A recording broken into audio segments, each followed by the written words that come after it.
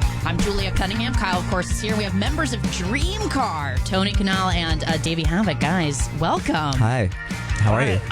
It's so nice for both of you to be joining us. And I'm so curious, both of you obviously been in, No Doubt, AFI, all these other bands. Not both of us separately. No, well, separately. Yeah. Separately. But I'm just curious, like, when you guys get together, how you wanted to approach your project, obviously differently. How did DREAMCAR? Yeah. There wasn't really an explicit discussion about what we did or didn't want to do. We other than make music and have fun with it, and that's what we did. Oh. It was seriously just getting in the room and experimenting with music and trying things and having fun. And like Davey said, there was never a discussion about what type of band we were going to be.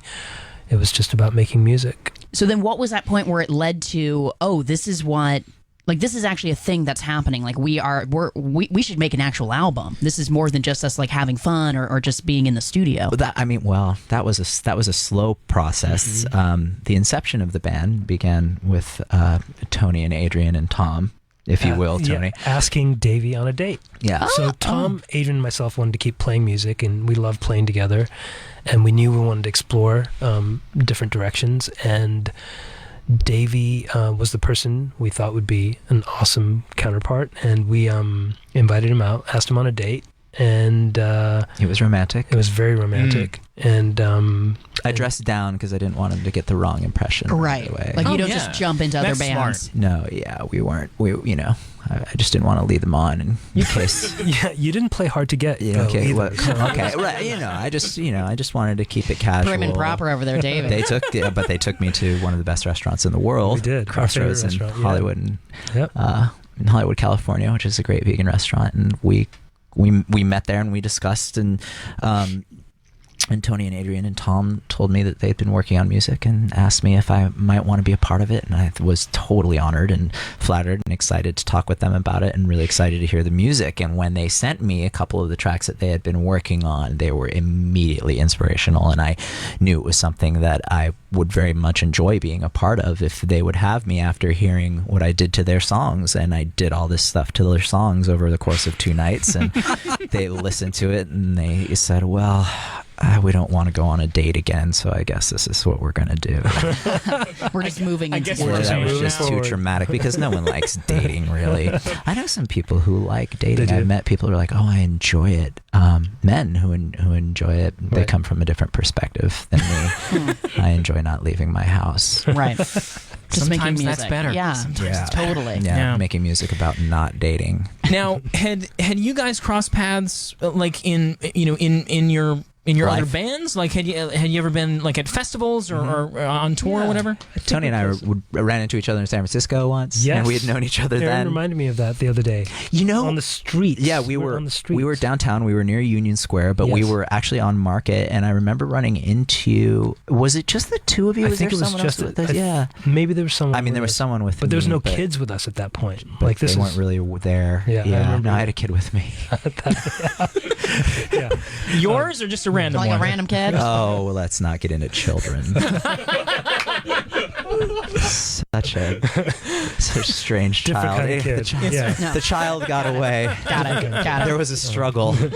But we would see each other quite often, like at restaurants or at shows. Davey and I go to a lot of shows, and we would see each other, and it was like, this could be kind of cool to ask Davey to join us. And anyways, the first few months were just experimenting with music and trying different things. We had no idea where this was going to go, and we didn't want to tell anybody about this. We wanted to see if it was going to become something real, and it took some time. Like Davey said, it was a slow process, and I feel like about a year into writing, we rented a rehearsal studio in downtown Los Angeles, and we spent a summer there writing and also playing music because we hadn't played any of the songs together yet. And that was maybe a moment of like, this is cool, because I remember we invited someone to come down and listen to stuff, and it was like, this could be something, and it was a slow process, but it was pure because we didn't tell anybody about it. We really wanted to see what was going to happen before everyone we announced ruined it to the world. Yeah. Everyone ruined exactly. Yeah. So now it's ruined. Are there sort of like hundreds of songs that was birthed out of this time together, or was it like you really just focused on No, I mean there are more songs than you will hear on the record, which hopefully you will hear someday in another format. But you know, I don't know, what did we wrote 20 songs, 22 songs, maybe? I think there's 25. Yeah. 25. Yeah, okay. right Okay, some there. 20s. Yeah, in the 20s. In the 20s. Keeps growing, it sounds like. Yeah, of age. Well of age. Well, yeah. Let's mark that now, Well Davey. of age. But some of the younger songs were in the clubs with us anyway. Sending the wrong message. Trying to grab on. But it is Hollywood. Yeah, got to be careful. I want to know, you guys, Yeah, that debut album is going to be on May 12th, and we've heard the first single, "Kill for Candy," which is a fantastic song, and also a sentiment that I can relate to as someone with a sweet tooth. And I'm curious, like, do you guys feel like, outside of the fact that it's made by 4 dudes from California, do you feel like there's something specifically Californian about this band or this music that you've made? You know, it's hard to separate your environment from yourself. I think as a creator, I think your environment very, very much impacts what you create, whether it's conscious or not. Now, I think our sound probably harkens closer to something on the other side of the pond, in the closer to things that happened in the past with our modern perspectives on it. But as far as the environment of California, and particularly Southern California, I think, at least personally speaking, lyrically, it absolutely has an effect on what's being conveyed through the DREAMCAR record by way of being immersed in California culture, which is very distinctive from any other culture, and very much, I think, a part of who we are, because we were all raised here, for better or for worse. And there are both aspects of that. There are positive aspects of the California culture, and the Southern California culture, and the Northern California culture that I'm part of as well. There are light and dark sides to that, as there are light and dark sides to what's being created in DREAMCAR. Right, and also just like being raised on listening to bands across the pond. True, which actually, now that you bring that up, is also a product of living in California, because if you look at radio and you look at pop culture, during the time of our youth, California was inundated with forward music. Oh, yeah. Long before the rest of the country. You look at San Francisco and Live 105, and you look at K-Rock in Los Angeles, and they're playing Fad Gadget, and they're playing early Human League, and they're playing Three Imaginary Boys, and they're playing the Planet Earth single before anyone else in the country totally. is even prepared for that. And that's something that we were all raised with, perhaps. Or that perspective, if you are in fact raised in California, that the rest of the country, at least back then, didn't have that luxury and didn't have that influence. True. Whereas now, there's so much media out there that can allow you access to a literal world of art. But it also just made me think, like, wow, if a 16-year-old today listens to DREAMCAR and then wants to listen to The Cure because of you guys, like, oh God, you guys are doing God's work. Thank you. Is it God's? I believe God doesn't like The Cure. Last I checked with him during our chess game. A higher power, then maybe. We were You're talking doing Robert Smith's work. Is what you're doing. Thank you very much. We were talking about like how we never ever referenced any of those similar things while we were writing. It was always afterwards. They were like, oh, that sounds like a little bit like this, and this came from here, and that was through this, prism, and then it went through this, and so the beautiful thing about making this record was there was no expectations. Nobody knew about what we were doing. We could just work on music, and that's all we did. What a crazy luxury to have, like this at this point in your career. That's very rare. That's so weird and rare. That really doesn't happen. It doesn't happen. I mean, it happens to people who haven't played bure, because no one's paying attention to that. You either have to be 17 or do this, or exactly, and it's such a luxury to for all of us to have both this history, which allows us to be sitting here with you and allows people to be curious about what we're doing, in conjunction with our ability to have created this in isolation and squirrel away and have that very unique privilege of not having anyone else involved and not having a goal for it other than to create something that we love and something that's happy and no pressure. There's a an external pressure that can come from industry. There's an external pressure that can come from history. And so without the band itself having a history, each of us having our own individual histories is one thing, but for it to be a fresh band, there are expectations, but not in the same way that you would feel with No Doubt, or you would feel with AFI, two bands that have been around for decades. Right. And that allows for a different form of creation that we are, as well pointed out, are really lucky to be able to experience because it's rare. It's rare. Yeah. It's liberating. It's rare. It's like it really is. It's a beautiful place to create from. Yeah. Well, and also being able to, as you mentioned, just like No Doubt and AFI, like when was the last time you guys played like theater dates? Like this tour that's coming up, like being in sort of like a venue where you can see faces. AFI does that every year. So I'll throw that to Tony. I mean, as a AFI, like no matter whether we're playing to 20,000 people at some point in the tour, we're playing a room that's half this size. Well, I was going to say, but here in California, like playing the Roxy, I was like, wow, you're going to be like up against people. That's amazing. No Doubt hasn't played the Roxy since the early 90s. Sure. Yeah, we used to do it in the late 80s, the early 90s. So for Tom, Adrian, and myself to get on stages like this is going to be so exciting and so awesome. When you guys you got like a couple club dates coming up, you're also playing Coachella, and so I'm curious, Tony, from your perspective, in doing rehearsals and getting the live show ready, do you feel like Davey is a different type of frontman for DREAMCAR than he has been for past bands? Wow. That's a really good question. I'm a fan of AFI. I've seen Davey play with AFI and Black Audio. I think what happens is Davey's just an incredible performer. What he brings to the stage is rare. It's unique. And there's obviously similarities in what he does with his other bands. We have yet to see what happens when Davey gets on stage with us, because we haven't done it yet. So That's this true. is all going to happen within a couple weeks. This will be the band where I panic and walk off stage. I mean, it was bound to happen sometime, Davey. Yeah, I think I'm now worried. That would be that's so uncomfortable. Just don't do it till the end of the set. Well, we'll see about that. Yeah, don't put Davey in a box. Let him just go off. Davey, do whatever you want. I mean, that's a good question. Honestly, I think I would be able to interpret that probably better than Tony, being that I'm more familiar with myself, really than Tony is. And actually, that might be a better question for someone in one of the 10 other bands that I'm in to relate to. But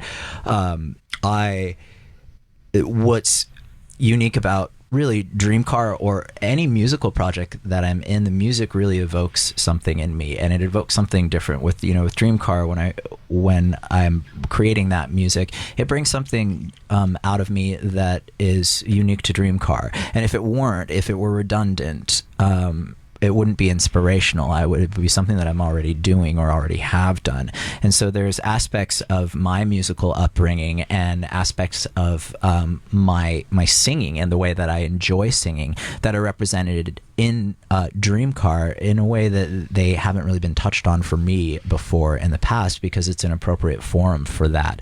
And again, inspired that very, very naturally. It pulled, different things out of me technically and emotionally that were unique to DREAMCAR. And I think, as Tony said, we have not performed in front of people, but there will be, as it's so starkly different, it will cause me to perform and move and sing in a different way than I would with AFI or Black Audio or Extremist or Ramones X, right? Where I play Joey. Just to name a few. There's got to be more, right? One of your 37 bands. Right. You guys want to start a band? Absolutely. Yeah, no, we got an EP coming out next week. Yeah, I got time. Yeah, let's do it. I wrote it when you were talking to Tony. He is really prolific. Wow. Yeah, It's that's how efficient this guy is. Wow.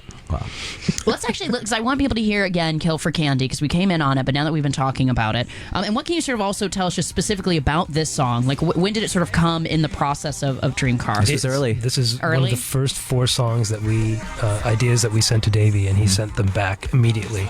And when you mean ideas, was it like just melody or just These were pieces? musical ideas. Musical ideas. Soundscapes that Davey built on, and it was really fast, and but this was one of the first 4. And all 4 of those original ideas that we sent to Davey all made the album. Oh, wow. Yeah, and what you're hearing is, I mean, is the structure and the bones of what we created initially. This song, as well as the other 3. They sent me the files, and I went to my room below my friend's garage in the Hollywood Hills, and I got the music and these top lines that you hear, and the lyrics are what came to me immediately, and then made it through 2.5 years to being broadcast right now. Wow. And so where did that phrase "kill for candy" come from? Because it's such an evocative turn of phrase. Well, thank you. I mean, obviously it's metaphoric. I mean, maybe not obviously it's metaphoric. But no, I'm literally murdering people for Snickers bars. I try to stay away from sugar and murder as much as I can. Nope, you're doing it wrong. I try not to get involved in either of those things, which a lot of candy is murderous, by the way. But I digress. The line really, I don't remember stumbling upon the line because it flowed with the content of the song and the sentiment of the song and the perspective of the song, and so it felt right because it expresses that desire and that taste for the sweet and a terrible misunderstanding. Both. All of the above. All things. So great. All things. It expresses all things. It's like Spinal Tap. It's universal. Yeah. It is. It's like This is about It expresses everything, really, doesn't it? Doesn't it? It's pretty much everything. Isn't everything it? and nothing. It's all of that. Guys, the debut self-titled album is due out on May 12th. You guys are going to be doing a series of dates leading up to Coachella. You're going to be doing both weekends, of course, at Coachella, but you also have Santa Ana, California, San Francisco, and Los Angeles here at the Roxy Theater That on Roxy April show 11th. is going to be a banger, man. Yeah. I'm We're excited coming. about that Roxy You guys show. are coming? We're coming. We are. We're going to be Awesome. there. It's going to be. Yeah. I'm jazzed. Yeah, very much excited. Ready. And then, of course, if you're not going to be at Coachella, you should come to Coachella because it's very fun. Have you guys both performed at Coachella before, or is this... I have. You AFI have, okay. performed at Coachella 3 years ago, and it was a joy. It was It's so fun, fun. right? I'd only been attending the festival for about 2 years at that point. I really love the festival, so it was really an honor to be asked to play, as it is an honor to be asked to play again. And Yeah. Kanal will take his first Coachella stage. This is the first time that wow. Tom, Adrian, and myself have played Coachella. We've never played before, and we've been going for years. We were going so long ago that Adrian used to live right by the Coachella grounds, and it was when you could still drive your golf cart backstage. Oh, wow. Back then, like before they they tightened things up. Yeah, But put up fences. That's how long ago we've been going to Coachella. Yeah. Wow. Yeah. That's fantastic. Good That's times. awesome. Now you're So on we're that super stage, excited. We're man. gonna, Yeah. we're gonna play for It's the gonna be first great. time. Congrats. Very exciting. And then, the record's coming out May 12th. What are you guys going to do for the actual release date? Have you guys decided yet, or is it going to be... I think we might have something to do. Okay. Like a plan? I'm not sure. Do we have But you won't necessarily do. be out on the road. Maybe you're going to be announcing more tour dates down the road. Something like that. Okay. Yeah. Yeah, something like There's that. going to be more tour dates announced. Things are- really yeah, soon. absolutely. Okay, that's awesome. And you guys just made your TV debut, right? Not yet. No, Coming you up haven't, soon. or it's April coming. 18th. Jimmy Kimmel on Jimmy Kimmel, April 18th. okay. April Yeah. 18th, so you Yeah. guys can have a visual on Jimmy Kimmel Live. They'll be Yes. doing the song Kill for Candy. Yeah, me just walking right off camera. At the All top right. of the song. Maybe I just won't show up. Don't Performance use that art. energy. Yeah. We're taking this performance art thing to the next level. It's the Please stop absence. saying that. Like, don't use that energy. Don't put that idea in his head, you guys. Davey and Tony from DREAMCAR have just joined us. Thank you guys so much. It was lovely to meet both Thank of you. you. Thanks for having Thank you us. for Hopefully, we'll have you guys come back through. Maybe when the record comes out, we can do like another deep dive into it. Yeah. The record is out on May 12th. It's self-titled. It's DREAMCAR, and we'll be back in just a few minutes. So stay tuned. Thank you guys.